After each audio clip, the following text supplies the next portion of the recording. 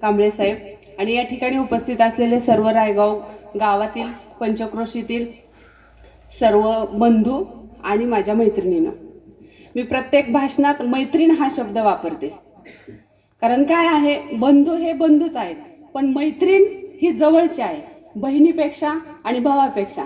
कारण रक्ताच्या नात्यापेक्षा मैत्रिणीचं नातं मला जवळचं वाटतं, त्यामुळे मी प्रत्येक भाषणात मैत्रीण हा शब्द वापरते.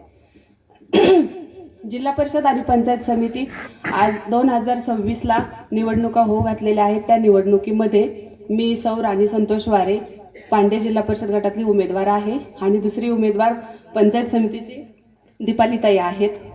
एवढंच सांगेल, 26 गावामध्ये होम टू होम प्रचार करून प्रत्येक माणसाची, प्रत्येक लेडीजची समस्या समजून घेण्याचं काम माझ्याकडे होतं आणि ते काम मी 100 नाही 1,00,000% पूर्ण करीन. पण ते काम पूर्ण करण्यासाठी, तुमच्या समस्या सोडवण्यासाठी मला तुम्ही निवडून दिलं पाहिजे. जर तुम्ही मला निवडून दिलं तर मी तुमचे कामं करेन. आज सध्या परिस्थिती अशी आहे की प्रत्येक गावामध्ये गेलं तर रस्ता नाहीये. 4 वर्ष प्रशासन बसलं, 2 वर्ष कोरोनामध्ये आपल्याला काम करता आलं नाही, 6 वर्ष असे गेलेत आपले. 6 वर्षामध्ये भैयासाहेबांना मी विनंती करते, आता दादांनी पण सांगितलं की आपले रस्ते खूप खराब झालेले आहेत, त्यामुळे पहिल्या टप्प्यामध्ये रस्त्याचं काम हे भैयासाहेबांना सांगते त्यांनी हाती घेतलं पाहिजे. त्यांच्या माध्यमातून आपण काम करू.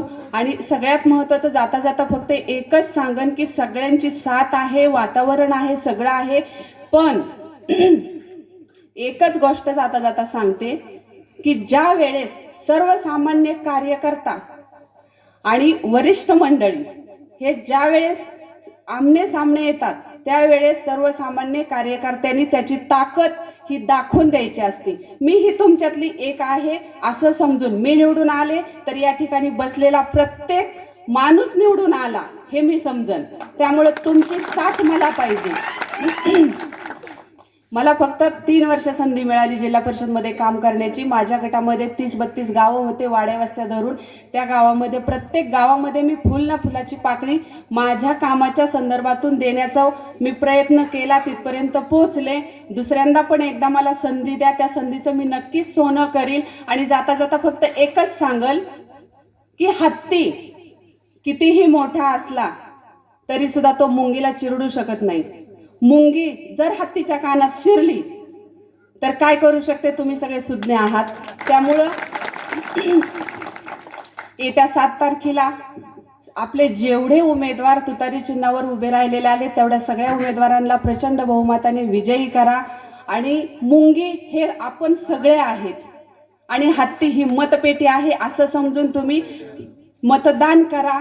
धन्यवाद.